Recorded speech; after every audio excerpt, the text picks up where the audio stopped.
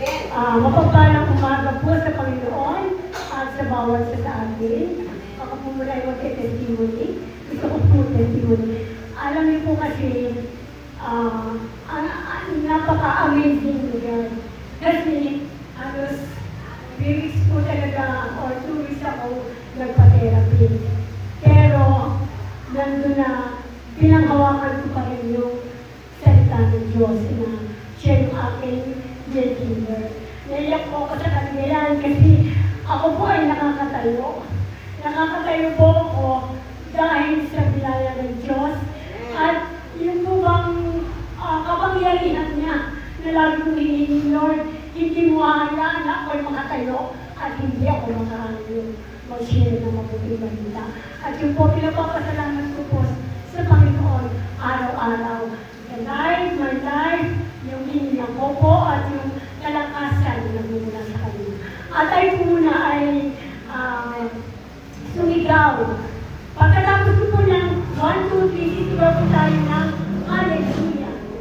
Amen. 1, 2, 3. Hallelujah! Amen. Praise God.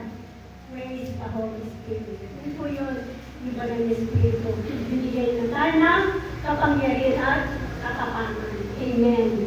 At hindi na po ako, mag-pray po muna tayo. Hallelujah! O Heavenly Father God, maraming salamat po Lord sa pribilehyo ito na pinagalaw mo sa akin. Bilang pagagamitin mo mga ngaral sa umaga nito Lord.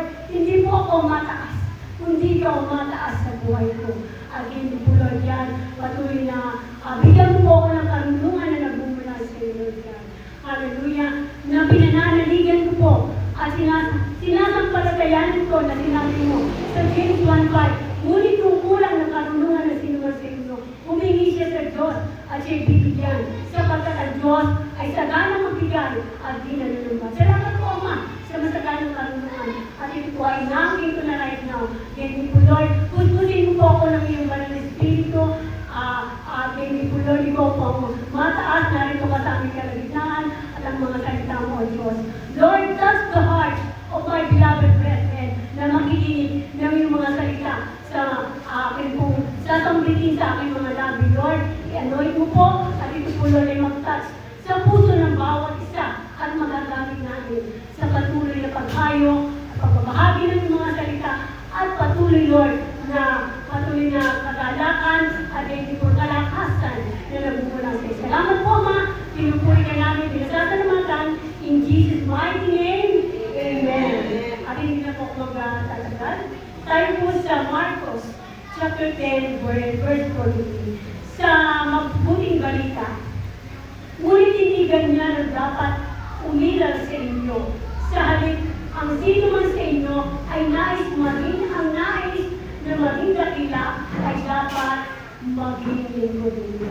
Sa NIV, New International Version, English, not so with you. Instead, whoever wants to become great among you must be your servant. Amen. Paano nga ba kumilos ang tunay na lingkod ng Diyos? Ako po ay may bibigay sa inyo. Ito po ay 6, pero masyado po mahaba, kaya ginawa ko po 4 na lang. Amen. Pinesti ko po. Ano ba yung mga katangian ng isang tunay na lingkod? Kasi ito po yung nag-reveal sa akin, bagamat may isang nag-reveal sa akin pa, yung po sa Acts, si Apostol Pablo na siya ay pumunta sa Atenas, at nandun na nakita niya sa Areopago na nandun yung nag-meeting yung mga pagkalagay natin mga pastor, mga leaders. Pero nakita niya yung sa Diyos na di nakikilala. Pero ito po yung nag-reveal sa akin. Kasi dito po natas yung puso ko sa Marcos chapter 10 verse 43 na, Lord, paano nga ba kami makakasunod sa iyo? O paano kami magiging tapat sa iyo? Amen. At sa ating mong mundo na ginagalawan, yung po bang kadakilaan na ng isang tao ay madalas sinusukat sa kapangyarihan, mga ari-arian, o katanyagan, o yung posisyon. Kung kaya mong hingi ng servisyo, halimbawa ng isa, halimbawa isang mayor, ay sikat ka na. At sa kultura natin, na tayo ay minsan makasarili, ang mentality ng tao, ako muna. Sabi ako muna, huwag muna yung iba. Na siyang umiilan. Ngunit, sa Panginoong Jesus, ang kadakilaan ay nasusukat sa paglilingkod. Amen. Hindi sa estado ng buhay mo. Sinusukat ng Diyos ang kadakilaan mo sa dami ng mga taong pinagsisilbihan mo. Yun na hindi sa dami ng mga taong nagsisilbi sa iyo. Maraming tao na pinagsisilbihan mo. Ito'y talagang taliwas sa concept ng mundo tungkol sa kadakilaan. Kaya nahihirapan tayong maunawaan ito at kung mahirap maunawaan, mas lalong mahirap isagawa. Amen. At yun nga po, pinagkalunan ng mga alagad ni Jesus, Lord, sino ba yung sabi, sino ang karapat-dapat sa napaka-importanteng kadakilaan? At yun po sabi ni Jesus, dito'y itinuturo ni Jesus na ang tunay na kadakilaan ay nasa paglilingkod at pagpapakumbaba, hindi sa posisyon. Amen. At yun nga po, pagkaraan ng 2,000 taon, ang mga leader ng Kristiyano ay nabuo na pa rin sa posisyon. At nakanyagan sa mga iglesia, denominasyon, at iba't ibang churches, thousands of books have written po sa patungkol sa leadership. Marami patungkol sa leadership, pero kakaunti ang about servant. Ang paglilingkod. Papapansin na natin, kakaunti ang tungkol sa paglilingkod. Ang lahat ay gusto maging leader, walang gustong maglingkod. Subalit, ang pagiging katulad ni Jesus, ang pagiging isang lingkod, ito mismo ang tinawag niya sa kanyang sarili na dapat natin sundan. Ang shape, ang pagkakahubog sa iyo, tayo ay inubugin. Ilan taon na bawal sa tayo dito sa paglilingkod. Ako po, almost 50 years. Kayo, mga bawal sa. Tayo ay hinubog na. Meron na tayong shape. Hinubog na tayo ng Diyos. Kung alin pagkakahubog sa iyo ay mahalaga sa paglilingkod mo sa Diyos. Subalit, hindi ka mahalaga na magkaroon ka ng ng puso sa paglilingkod sa Panginoon. Yun po yung pinakamahalaga. Yung puso sa paglilingkod sa Panginoon. Malalaman mo kung ano ang iyong ministeryo sa pamagitan ng pagkakahubog sa iyo ng Panginoon o siya. Sa pagkakahubog sa iyo, makikita naman ang lalim at pagkahinog ng iyong pananampalataya sa pamamagitan ng iyong puso. Tandaan niyo mga kapatid, malalaman mo kung ano ang iyong ministeryo sa pamamagitan ng pagkakahubog sa iyo ng Diyos at makikita mo naman ang lalim at pagkahinog ng iyong pananampalataya sa pamamagitan ng iyong puso. Naranasan natin ito, na ang pangunahing ministeryo ay dapat na ayon sa pagkahubog sa iyo ng Diyos at ang pangalawa ay ang pangalawa mo namang ministeryo ay kung saan ka magsisilbi anumang oras. Amen. Saan ka magsisilbi, mga minamahal kung kapalit sa Panginoon? Ito yung dapat na pangunahing dalawa, yung tayo inubog, unang pagkahubog sa atin, at ang pangalawa kung saan tayo kailangan magsilbi anumang oras. Hindi po yung tayo yung pagsisilbihan, no. Tayo ang magsisilbi. Sabi ng Panginoong Jesus, tayo ang magsisilbi sa iba, sa ating kapwa. Amen. At, yun nga po, kahit sino ay maaaring paglilingkod. Posibleng i-open mo yung buhay sa pagsisilbi sa iglesia nang hindi ka nagiging sa tunay na lingkod, dapat ay may puso ka sa paglilingkod. At paano mo malalaman kung mayroon ka nito? Ang sabi sa Mateo 7:16, dito ko nasabi, makikilala ninyo sila sa kanilang mga gawa. You will recognize them by their fruits. Mga minamahal, yung bunga. Meron po ba tayong bunga sa ating pananampalataya? Doon makikilala ang tunay na lingkod ng Diyos. May bunga. Sabihin niyo nga po sa kapag-alapit niyo, may bunga. Amen. Doon makikilala ang isang tunay na lingkod. Tandaan natin na hinubog tayo ng Diyos para sa paglilingkod, hindi para sa pagiging makasarili. Hindi sarili. Ako muna. So, tayo ay magsisilbi sa ibang tao. Tayo magsisilbi sa ating kapwa. Kapag may nakita ang isang taong natulog sa kanal, inaasahan ng Diyos na tutulungan mo siya, di ba? At hindi ka magsasabi ng wala akong kaloob sa pagbibigay ng pagsisilbi. Maaaring hindi ka binigyan ng kaloob para sa isang partikular na gawain.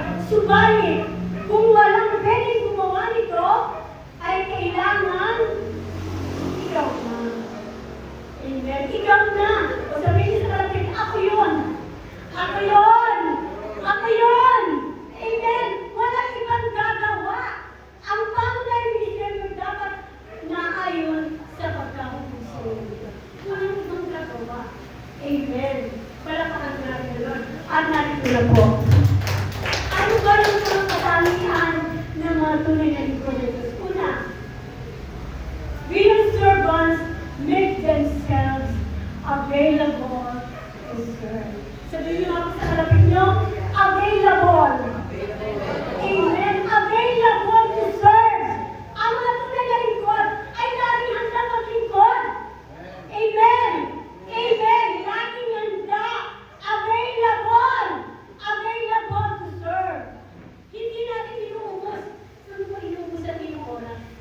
Hindi natin inuubos ang lingkod ng Diyos ang kanilang oras sa ibang gawain na maaaring makalimita sa kahandaang magsilbi. Amen. Kaya yung pong pag-meditate ng Word of God, kahit po yung 7 ways of salvation, o na-memorize po natin yun, unahin po natin yung Genesis 16. Yun po yun, meron tayong kahandaan na ibahagi ang salita ng Diyos, salvation, sa ating kapwa. Ngayon po umaga may siya ko kayo, binakasakay po ako. Si Faye, taga rito po sa may tapat ng andaman, sa may Militan po siya. Nakakagala po sa Panginoon Lord. Nung bumili po ako ng candy lang, nakita niya ako, paglabas ko sa tindahan sa diversion, binati po niya ako. Wow! Sabi niya gano'n. Ang ganda naman ng aura mo, sabi niya gano'n. Aba, glory to God. Sabi ko sa akin, pinagagalayin ko, glory to God, hindi ako ang mataas na papurin mo, kundi ang Diyos. Bakit ganyan ang ayos mo? Sabi niya. Ang picture kasi ako. Kaya ko, ako po'y galang-galang sa Panginoon, siya yung mataas. Kasi pinaghandaan mo, pinaghandaan natin lahat ang pagtayo sa kulto. Hindi ko basta-basta tuloy sa kulto. Tatlong madaling araw po ako nag-pepe. At habang sinusulat ko po, ay nilelehans ko ang aking pichimento.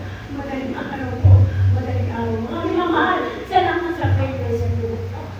Talaga po nga, kakatapos na po dito kahapon. Kaya sabi ko kay Lord, hindi basta-basta tuloy sa kulto. Mga minamahal ko kapatid, grabe yung prayer natin. Huwag tayo tatayo, prayer and fasting. Mga minamahal ko kapatid, mga fasting. Amen. Rapakan natin ng Lord. Available! Amen! Bakit sinasabi ng Lord, maging available ka sa gawain ng Panginoon.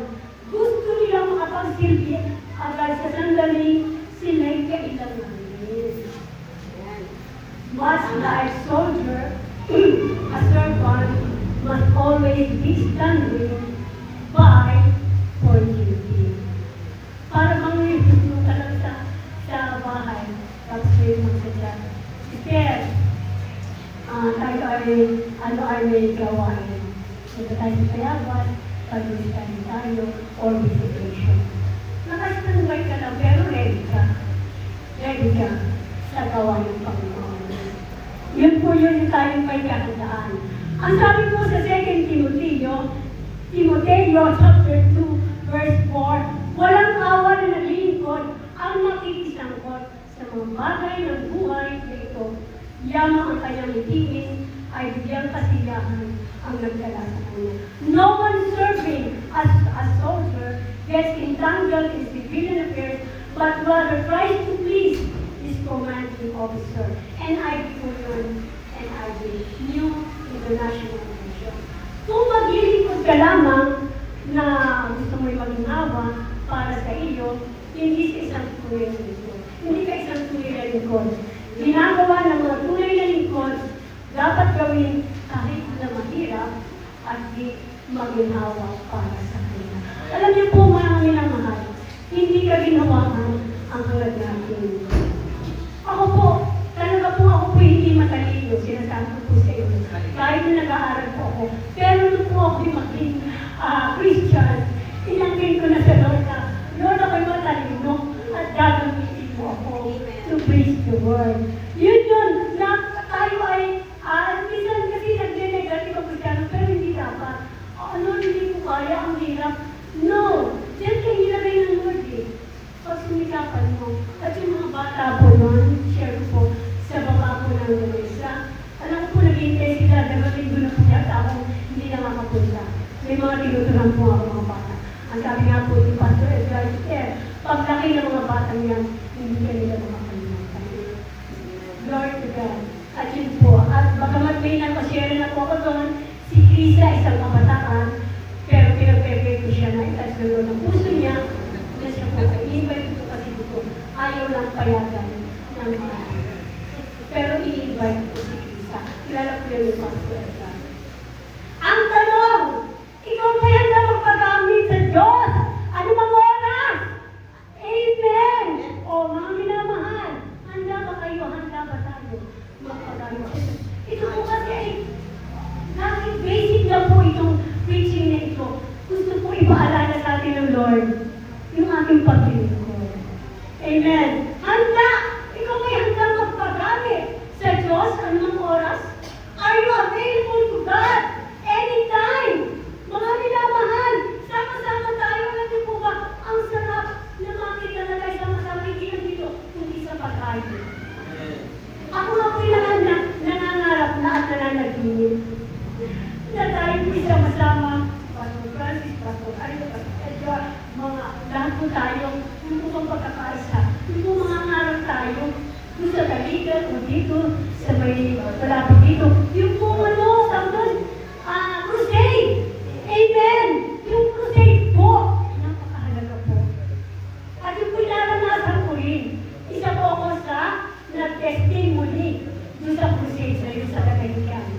Ako po yung John chapter 8, verse 32, tsaka yung babaeng Samaritana. Yung babaeng Samaritana na siya sa ilang asawa, ay itinestimony ko po. Doon ko po iniugnay yung buhay ko. Opo, humingi ng tubig sa babaeng Samaritana. At ang babaeng Samaritana na iyon ay ginamit ng Lord para maraming kaluluwa ang Maritana. Opo, yun po yun. Yung po lagi ang tinetestimony ko at iniugnay ko sa aking buhay. Kaya, handa tayo magpagamit, mga minamahal, sa Panginoon. Dati nga po ako, tahimik lang ako. Paupo-upo lang din ako. Pero nang itas na doon yung puso ko, sabi sa akin ng Lord, wala ibang gagamitin. Ikaw na, sabi ko. Ikaw na ang gagamitin. Amen. Kaya yun yung mahalaga po, maging available tayo. Maaari pa niyang pakialaman ang iyong mga plano nang di sumasama ang iyong buhay. Amen. Maaari pang pakialaman ng Lord ang mga plano mo sa buhay. Hindi sumasama ang buhay mo. Pwede. Ano sabi sa English? Can He mess up your plans without you becoming resentful? Na hindi sumasama ang buhay natin. Pwede pa kailangan ng Diyos ang ating mga plano.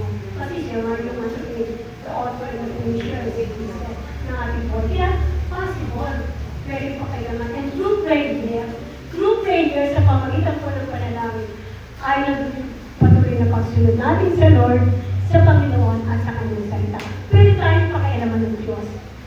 Bilang isang lingkod, hindi ka makakapamili ng panahon at lugar sa pagsisimuli.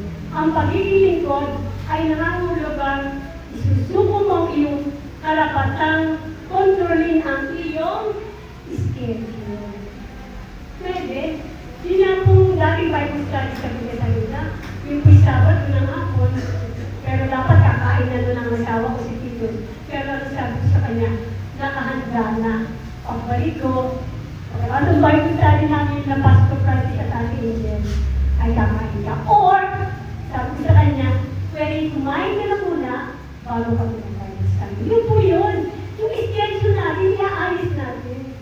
Iaayos mo natin ang schedule natin. At yung po Miyerkules, gusto ko po i-share ko sa inyo. Yung Miyerkules po, kaya po ako'y willing na sumama sa Bible study ng Miyerkules. Kasi po, yung Wednesday, midweek service, diretso na po ako. Para po yung pamasahe ko, ay nandun na. Yun po yung i-schedule natin ang ating time, mga minamahal po kapatid sa Panginoon. Lahat po tayo, inaanyayahan po ng Panginoon na tayo dati magkasama-sama. Yun po yung panalangin ko eh.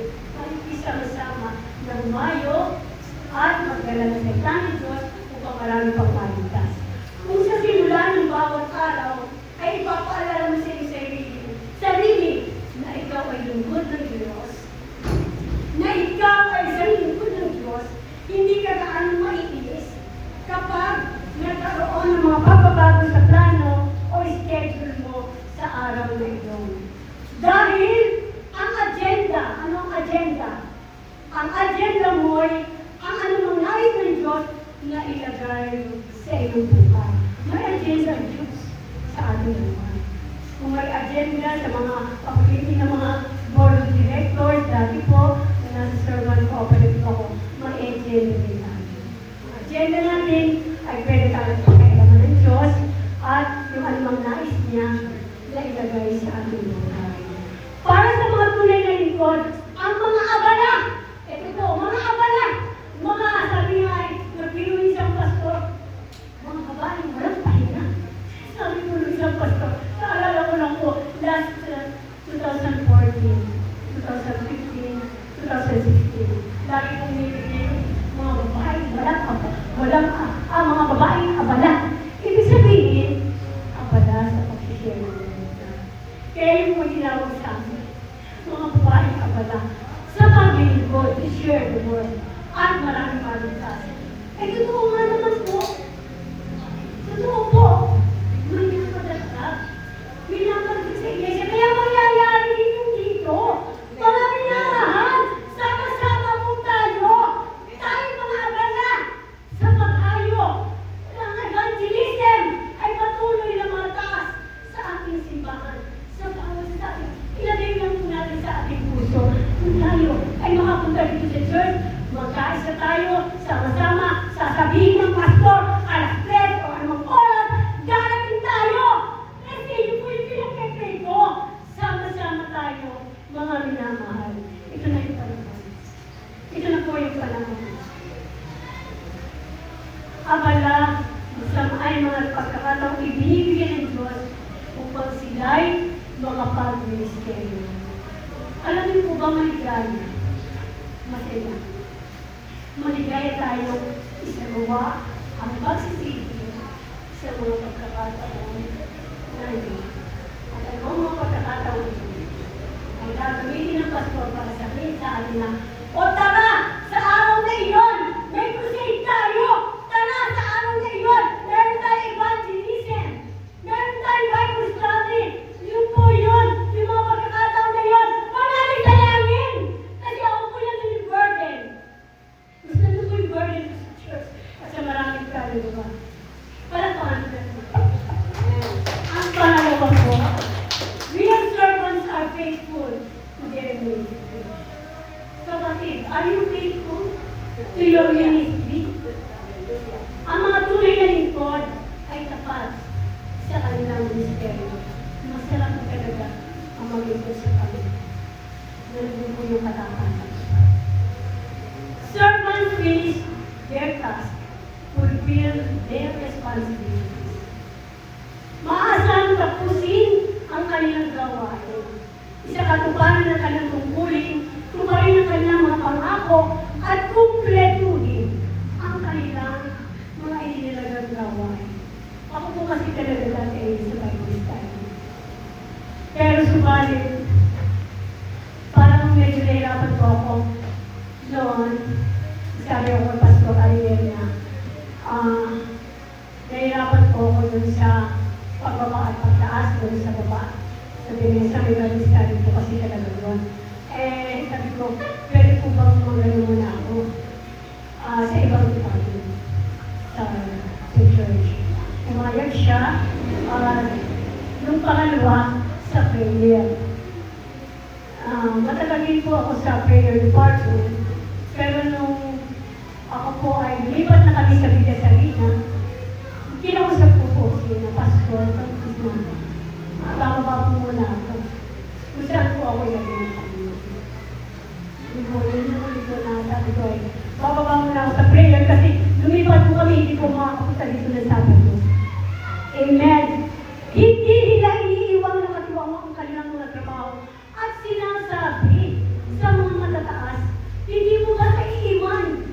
Sasabihin mo sa pinakamataas, yan ang tunay na lingkod ng Diyos at hindi sila sumusuko kapag pinanghihinaan ng loob. Sila'y mapagkakatiwalaan at maaasahan. Sabi mo sa kapatid mo, mapagkakatiwalaan at maaasahan. Maaasahan! Amen! Pag nangyayari ng pastor, alam niyo po ba nakakatuwa talaga ng Lord sa ginawa niya sa buhay ko? Isipin niyo, pag sinabi niya ang angel, glory to God po, may Bible sa atin, gusto mong sumama, nung nandito pa po ako sa glory ko lang, sabi ko, sige ate. At doon po yung time, pag tayo ay matrain. Doon po ako na-train, nakikinig lang po ako sa exhortation ni Pastor Francis. O, ganun pala. Pero may prayer at meditation na wala. Yung sumasama ka lang ba? Sumasama ka pero hindi. Ang walang espiritu ay ikilos sa'yo. Lalo tigit sa yung puso. Hindi ka lang sumama, may nakuha ka pa ng anulungan. At magagamit mo kapag ikaw'y nakasakay sa jeep, nakasakay sa anumang vehicle yan, makapag-share ka. Nakapag-start na po ulit ang kanina. Sabi niya, nakatingin siya dun sa may andaman sa harap ng kasama. Sige, sabi ko sa kanya, kasama ko mga lingkod ng Diyos. Para pa ka natin ang Panginoon. Amen. Glory to God. Take note, mga minamahal. Gusto ko i-share sa inyo. Ang katapatan ay isang pambihirang katanungan. Inyo nga sabihin sa kalasya, ang katapatan ay pambihirang katanungan. Karamihan sa atin ay hindi alam ang tunay na kahulugan ng commitment. Ano nga ba ang commitment? Pangako. Paninindigan. Steadfastness. Standing by a promise. Pangako, promise, or dedication mo. Dedication. It refers to the obligation, loyalty, or dedication to a person, task, or relationship, often implying a formal pledge or a firm decision to follow through with action. May action. May pangako ka sa Panginoon. May action. May prayer. Amen. At yun po, ang pagtatalaga ng sarili upang gawin ang isang bagay na madalas ay basta-basta na lang tayo gumagawa ng commitment. At pagkatapos ay iniwan natin ang ito ng walang dahilan at walang pakundangan. Tuwing linggo, ang mga iglesia at iba pang mga organisasyon ay ginaganda. Example po. Hindi sumipot o hindi man lamang tumawag para magsabing hindi sila makakarating. Lalo na siguro kapag may akay ka. Ako po kasi pag may akay ako, na-invite, talagang maaga po ako. Kasi alam ko na baka or darating siya. At nangyari na po, pero ang late lang po pala ako. Ikaw ba ay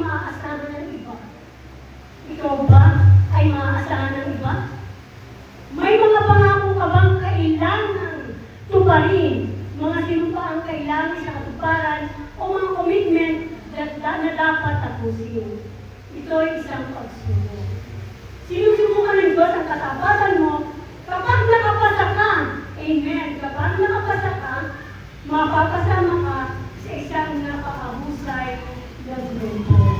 Sino mga grupo ito, mga minamahal?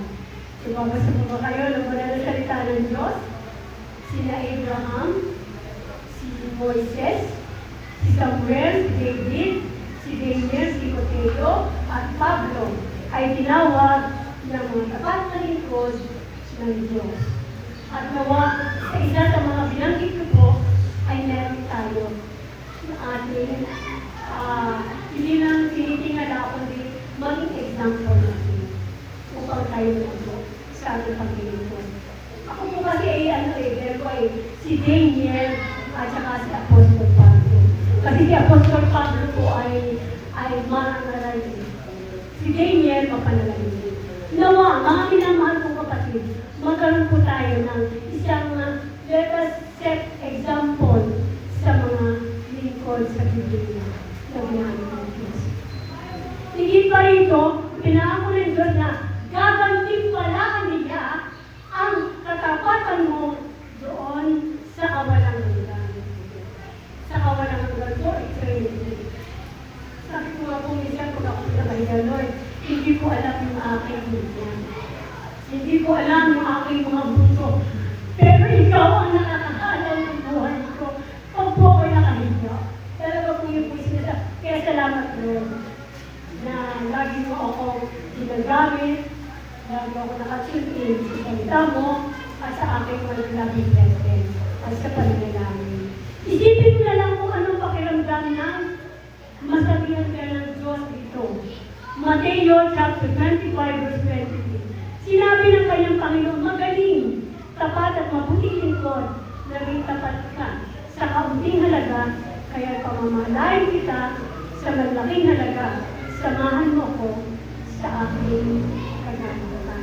Ang mga tapat na lingkod ay hindi nagre-retiro. Amen! Hindi tayo magre-retiro. Sabi ko, Lord, for my last breath, I will praise you. I will pray. I will maglilingkod ako sa iyo. Yun, sabihin mo natin yung minamahal mula sa ating puso, araw-araw. Lord, hindi kami magre-retiro. Diretso ito for our last breath. Sila'y naglilingkod ng tapat habang sila'y nabubuhay. Pwede kang magretiro sa iyong profesyon, pero hindi sa pagsisilbi mo sa Diyos. Wala po retirement tayo. Nag-retire yung mga nagtatrabaho sa kanilang profesyon, pero tayo wala tayong retirement. Alam niyo po ba, talagang ang sarap na tayo ay magluto sama-sama sa Panginoon. Kasi talaga po nga ang sabi na din ba, sama-sama tayo lagi sa pagpupuri at mga paghayo, share the gospel at marami pang kaluluwa idarang sa Diyos. So, syempre ito, parang natin ang Panginoon. Number 3, real servants do every task with equal dedication. Ang mga tunay na lingkod ay gumagawa sa bawat gawain ng pantay-pantay ang dedikasyon. Ako po nalagalak sa Panginoon. Meron na po tayo sa pakumbabang sa ating puso ang mga leaders ng church. Ako po nalagalak at si Ate Karen, si Ate Mabel ako, mga kananayan, ang mga leaders ng church. May kapakumbabang sa puso. Na tayo po ay hindi yung gusto mo po yun eh, yung ikaw ay hayag ang ugali mo. Ako po ito eh. Ako ito eh. Kaya sinasabi ko, Lord, ako ito. Wala akong, kung ano man yung naging problem ko nung nakaraan, napagtagumpay ko. Ako ito, Lord. Kami ito, mga lingkod mo, mga totoo kami. Kami may kapakumbabaan na. May kapakumbabaan na kami na natatanggap namin ang aming pagkakamali sa aming kapwa leader. Na tinatanggap ko na ako may pagkakamali. Alam niyo po ba kung wala yung kapakumbabaan? Hindi ako magpapakumbaba ba? Dati kay Pastor Ariel.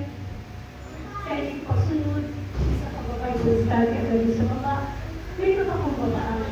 Kaya yun po yung tinuro ng Lord sa akin. At nawa, ito po ay maging character din natin. Real servants do every task 3:23, ano man ang inyong ginagawa, gawin ninyo ng buong puso na paraan sa Panginoon kayo maglingkod at hindi sa mga tao. Do it for the glory. Amen. Hindi po, kaya po pagka ginagawin ang pangalan ko, kaya discretion naman. Sinasabi ko agad, glory to God, hindi glory to me. Hindi mo kailanman mararating ang estado sa buhay kung saan masyado ka ng importante para tumulong sa maliliit na gawain. Alam niyo po ba, stage o maliliit na gawain, yung po pala ng mga upuan, pagsanagsan, pagpawalis, pagpulot ng mga basura. Yun po sa church. Yun po yung mga maliliit na gawain na sinasabi. Hindi ka ililigtas ng Diyos sa paggawa ng mga pangkaraniwan. Ito'y mahalagang sakap sa pagpapahusay ng iyong karakter. Mga minamahal, yung pong paglilinis ng CR, gusto kong i-testify sa inyo, dahil po ako po yung naglilinis ng CR. Pero na-train po ako noong 2016, na-assign po ako sa Barangay Uno. Dati po, ito po ako yung aking sister Nancy Javier. Tinanggap ko po, ako ay nag-pray ko na, Lord, tinatanggap ko na, tuloy ko ako, tinatanggap ko yung ipinasay ko sa akin ito na tagalinis ng Diyos. Ako naglilinis ng Diyos kasi pag Sunday nagawa. Yung po yung time na ako ay naging pasaway, doon po ako natuto. Yung paglilinis po ng siya, ito po yung napaka-importante Father, na dapat natin malaman, yung maliit na gawain na yan, kita ng Diyos ang ating puso sa paggawa. Kita ng Diyos po, kaya ang Diyos, itinataas niya ang mga mapagpakumbaba. Amen. Ang sabi ng Biblia, sa Galatians 6, chapter 3, 6, verse 3, kung inaakala ninyong kayo nakakahigit sa iba, subalit hindi naman, dinagaya rin ng inyong sarili. Tama po, magkaroon po tayo ng kapagkumbabaan. Tagapin natin na dun sa gawain iyon, sa paglilinis ng CR, paglilinis sa church, pagpunas ng mga upuan, pagkaroon ng mga upuan, kahit may maliliit na bagay, kita ng Diyos. At buong puso mo, do it for the glory of God. Amen. Sa mga mumunting paglilingkod natin sa kapwa, tayo nagiging katulad ni Kristo. Ang lahat ng ito, tayo ay nagiging katulad ni Kristo. Christ likeness. Yung mag-share ka na, Jesus loves you sa ship. Ngayon po kasi, hindi naging ganun. Kung saan gawin kanina, nung ako'y sasakay sa jeep, pero ako na po yung binati. Kaya sabi ko, glory to God. At pupuntahan po natin. Sige, lang po sa harap ng mga si Jesus, ang ating Panginoon, ay nagpakadalubhasa sa maliit na gawain, iniwasan ng iba. Iniwasan ng iba.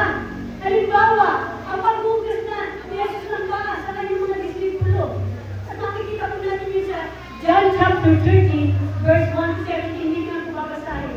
Pagtulong sa mga bata, pagtuturo sa mga bata, paghahanda ng almusal, ginawa rin ni Jesus. Paglilingkod sa mga pitongin, magpagaling ng mga sakit karamdaman, at binanggit na nagsimula siya magturo sa tabi ng dagat at napakaraming tao ang lumapit. Nag-preach din siya, si Jesus, ang Panginoon.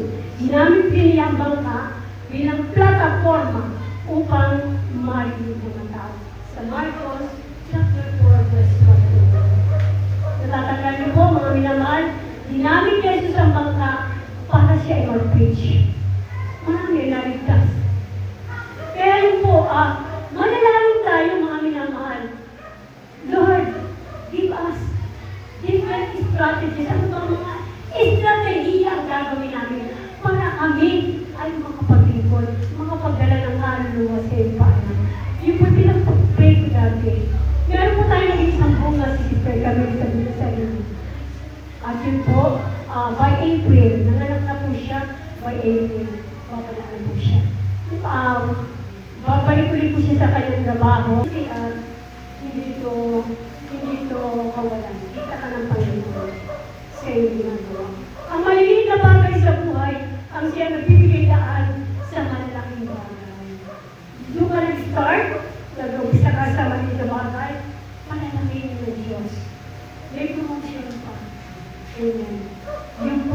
lang ang kailangan. Yung puso. Sabi ng Lord ay, the little things in life determine the big things. Don't look for great tasks to do for God. Just do the not so great stuff, and God will assign you whatever He wants you to do. But before attempting the extraordinary, try serving in ordinary ways. Sa Tagalog, ang maliliit na gawain ay madalas na nagpapakita ng isang malaking puso. Like po sinasabi sa inyo, malaking puso natin ang kailangan ng Panginoon. Huwag kang maghanap ng dakilang bagay na magagawa para sa Diyos. Basta't gawin mo lamang ang mga di gaanong sikat na mga gawain at Diyos na ang bahalang magbigay sa iyo ng anumang nais niya gawin mo. Ngunit bago mo subukang gumawa ng mga tangang bagay, sikapin mo munang magsilbi sa mga ordinaryong gawain. Ordinaryong mga gawain, start. Let us start. Hindi pa huli, mga minamahal ko kapatid sa Panginoon. My beloved brethren, mahal ko kayo. Hindi pa huli, mag-start po tayo.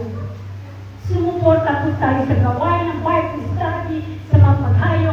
Kapag ang pastor po ay nagsalita dito sa unahan, ang mga minaman natin, mga pastor, pastora, sumunod po tayo. Dumating po tayo sa oras. Dumating po tayo sa church. Dahil dito po tayo mag-start. Dito po tayo mag-start. At dito rin tayo mag-start ng pagpupuri. Dito tayo mag-start. Dito tayo mag-umpisa. Kung saan tayo ahayo. Amen! Magkaroon po tayo ng kahabagan sa gawain lalo dito sa paghayo. Mga minamahal. Amen. Pang-apat ako ang panghuli na po. Real servants pay attention to you. Ang mga tunay na lingkod ay tumutugon sa mga pangangailangan. Ano ba ang pangangailangan ng church? Amen. Ano ba ang mga pangangailangan ng ating iglesia? Ang mga lingkod ay laging nag-aabala ng pagkakataong makatulong sa iba. Kapag may nakita silang pangangailangan, agad nilang tinutupunan ito. Tulad ng iniutos sa Biblia. Lagi sinasabi ng ating mga minamahal na pastor, dito tayo nagbabase. Dito tayo nagbabase. Ang lahat ng ating paggawa ay dito po tayo nagbabase sa banal na Biblia, sa salita ng Diyos. Amen. Kapag kumahayo tayo, dito rin po tayo nagbabase. Kumahayo kayo, sabi ng Panginoon sa Matthew 29:19. Kumahayo kayo at gawin ninyong alagad ang buong bansa. Sa pangalan ng Ama, ng Anak, at ng Espiritu. Humayo kayo! Mga minamahal! Inuulit ko lagi sa inyo! Humayo tayo! Maglingkod tayo sa Panginoon! Upang marami pang mga kaluluwa ang kasama natin sa paglingkod. Palakpakan natin ang Lord. Sa Galatia, chapter 6, verse 10. Kaya nga, basta may pagkakataon, ay gumawa tayo ng mabuti sa lahat ng tao, lalo na sa mga kapatid natin sa pananampalataya. Pansinin na sinabi ng Diyos na ang mga pangailangan ng iyong pamilyang iglesia ang dapat mong unahin. Amen! Dapat nating unahin ang gawain ng Panginoon, ang gawain sa ating iglesia. Hindi ito dapat ilagay sa hulihan ng iyong listahan ng mga dapat gawin. Ako pinaglilista na sa Nicolas, sa anak, sa lansa. Ganun po, magkakaroon po tayo ng listahan. Kapag meron na po tayo sa Bible study, ililista natin. Pag sinabi ng pastor sa unahan, may Bible study tayo. Doon, may nagtawag sa akin. May nagpapa-Bible study. Sama tayo. Yun ang kulang, mga minamahal. Tayo po'y sumunod. Sumunod po tayo at inaasahan po ng Diyos na tayo ay pupunta rito para po tayo ay mato. Dito po tayo makikita-kita. Dahil ito po yung main natin Ito po. At ang salita ng Diyos ay ipapahagi natin sa iba. Marami tayong napalalampas ng mga pagkakataon. na makapagsilbi. Dahil kulang tayo, saan tayo kulang?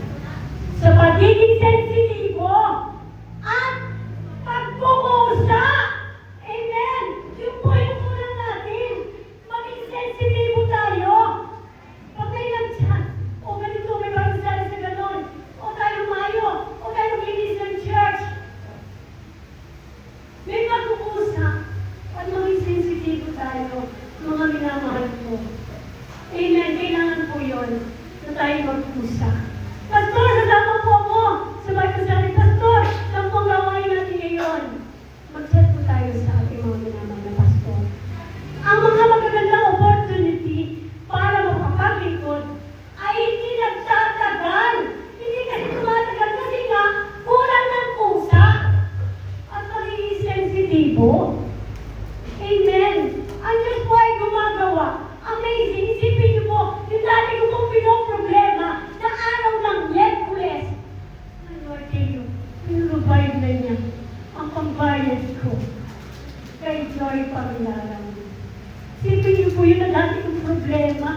Yung Miyerkules ay pinurubayad na ni Lord. Kinailang po ako sa kaligayahan. Lord, thank you.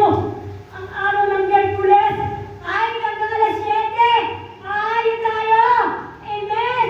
Hindi lang po kami natuloy yung Miyerkules. Tinatatay Artemio. Kasi nag-usap po muna si Ate Mabel at sila Pastor. Si Pastor Pamela. Sa Miyerkules po. Pagkatapos na natin gawain, meron po tayong Bible study. Sila Tatay Artemio. Amen. Palakpakan po. May kamayagan si John Wesley. May sinabi siya. John Wesley was an incredible servant of God. Ang naging motto niya ay, gawin mo ang lahat ng mabuti ang magagawa mo. Sa lahat ng paraang alam mo. Sa lahat ng lugar, sa lahat ng panahon, sa lahat ng tao, sa abot ng makakaya mo. Yan ang kadakilaan. Maaari mong simulan sa pamagitan ng mga maliit na gawain, walang ibang may gustong gumawa. Gawin mo ang mga maliit na bagay na ito na para bang napakalalaking bagay ang iyong ginagawa dahil ang Diyos ay nagmamasid sa iyo. Final conclusion. Final conclusion, mga minamahal. Ang ministeryo mo ay mahalaga sa karya ng Diyos. Ang ministeryo mo ay mahalaga sa kaharian ng Diyos. Amen po ba? Amen! Ang pagsisilbi mo ay mahalaga sa kaharian ng Diyos. Amen! Colossians chapter 3 verse 4. Si Kristo ang iyong buhay. At kapag sinahayag na mahayag din kayong kasama niya at makakakit sa kanyang kanilatian. May mahigit na 750 also based sa Amerika at mahigit na 450 ang mga lalaki ang pamagat ay puso. Pero wala kang makikita mga tunay na lingkod sa mga iyon.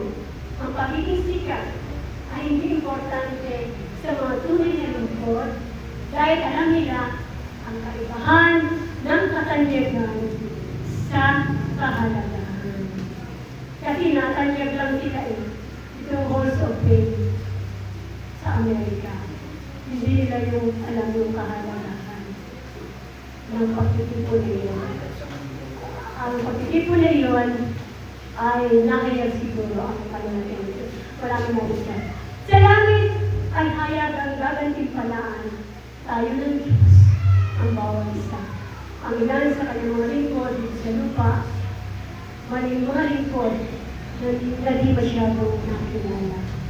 Kaya ang pagtuturo sa mga batang may mga kapansanan sa pag-iisip o wala mga kapansanan sa mga magulangin na nakikilala mo, kasama mo sa paaralan ng anak mo, nakakasakay mo sa jeepney, ma-share mo sa kanila ang John 3:16. Yun na po ang start. Ang kabutihan ng Diyos sa buhay, sa ating buhay, i-share natin sa buhay ng kakashare natin. Ang pagpunta sa bilangguan, ito po nakaka-encourage po sa niturawan. parishioners may share ang gospel para ang salvation ay matanggap ng mga bilanggo. Ang pagpunta sa ospital, ito po ay nagawa ko na para mag-alaga ng mga pasyente. Pero hindi po ako nag-alaga. Bumisit lang po kami, bumisita kami sa dito po sa PMC dati. Kasama ko po si Brother, yung pong namatay na, Monzones. Si Brother Monzones, yung dati na dito. Yung maraming Joyce ang alam. Opo, Kuya Ben. Nakapag-visit po kami sa ospital. Marami po nang tumanggap sa Panginoon. Dati po yun. Encourage your friends, neighbors, na mga pag-conduct sa Bible study. Mga kapatid, mga minamahal, encourage. May dati bahay ka. Mag-start ka na. Ako nga po lagi ng sunod ng strategy. Nagbigay lang ako ng isang ulam. Isang ulam lang. Na-touch na. Binigyan niya akong bulak. Isister kami. Na-touch na rin. Yun po. Mag-start tayo, hindi tayo ng kapayagan. Yung ano bang strategiya ang kailangan kong gawin para makapag-win ng souls. Makapagdala ng alwa sa kanyang paanan. Encourage our friends, our mga kapitbahay na makapagdala ng Bible study. Mga kaibigan niyo po, ngayong alam mo na ang lahat ng ito. Huwag kang masisiraan ng loob kapag ang pagsisilbi mo ay di napapansin o kaya pinagawalang bahala, magpatuloy ka lang sa pagsisilbi. Ako ganun ko eh. Nagpatuloy ko ako. Bagamat yung unang years ko po lagi ako nakaupo. Pero bigla pong nagkaroon ako ng encounter sa Panginoon sa kwarto ko po dun sa Gulagulaw. Dito pa po ako sa Gulagulaw. Naibigay ko lahat sa kanya. Yung mga problema ko, doon po nag-start na ako po ay tumayo na at gumawa sa gawain ng Panginoon. Sumama na nga po ako sa Bible study. Na Pastor Francis, kapag kasama sila Angel at si Ate Kimmy.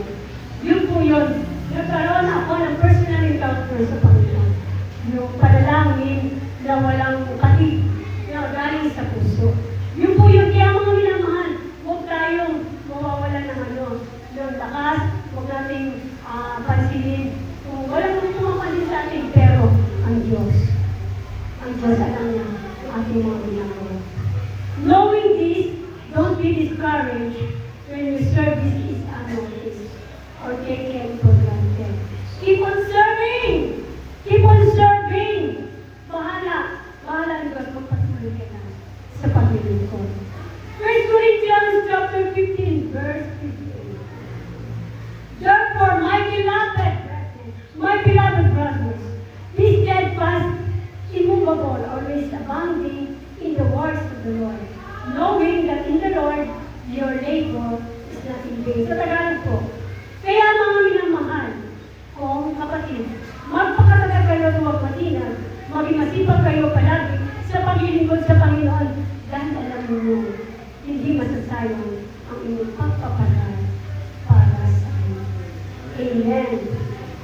Tandaan ninyo, anong sabi ko sa Matthew 10:42? Tandaan ninyo, sino mang magbigay ng kahit isang baso malamig na tubig sa isa sa mga maliit na ito dahil sa sila'y alagad ko, siya'y tidak natatanggap ng gawin pa. Our works is not in vain. Amen. Hindi masasayang ang ating pagpapagaling sa Panginoon. Tinutulungan tayo ng Diyos na magpakatatag, huwag matinag, at maging masipag sa paglilingkod sa Panginoon. Aral. Tayo may katiyangan na ang lahat ng paghihirap at pagsisikap para sa Diyos ay hindi masasayang o walang kabuluhan dahil sa pagkabuhay na muli ng Kristo. Amen. Atin po, bali ay pray na tayo ay sa mga katangian ito, sa characteristics ng isang tunay na likod, ay ito po ay patuloy natin malakaran. Let's start na po. Let's begin. Mag-start na po tayo na kapag po nagsalita ang pastor or any pastors or pastoras na tayo ay hahayin, lahat po tayo ay Yun po yung pinag-ibig ko. Nakita ko na po na tayo isama-sama. Nakita ko na po ang vision evangelism. Patuloy po natin may taas sa iglesia ito. And so, really. Mga katangian na manulitin ko, real servants make themselves available to serve. Real servants are faithful to their ministry. Real servants do every task with equal dedication. Real servants pay attention to needs. Ano ba ang pangailangan ng iglesia mo? At ikaw ay dapat maging handa na tumulong, obedience, humbleness, and love. Yung pusong sabi, pusong malaki, sabi kanina, pusong malaki sa pamilya ng Diyos. Ito ang dapat maging pangunahin natin na may pagsunod sa Panginoon at katapatan. Napakahalaga po yung katapatan. At dapat may puso ka sa pamilya ko. Amen. Para ka natin. Thank you tayo. Hallelujah. O Heavenly Father,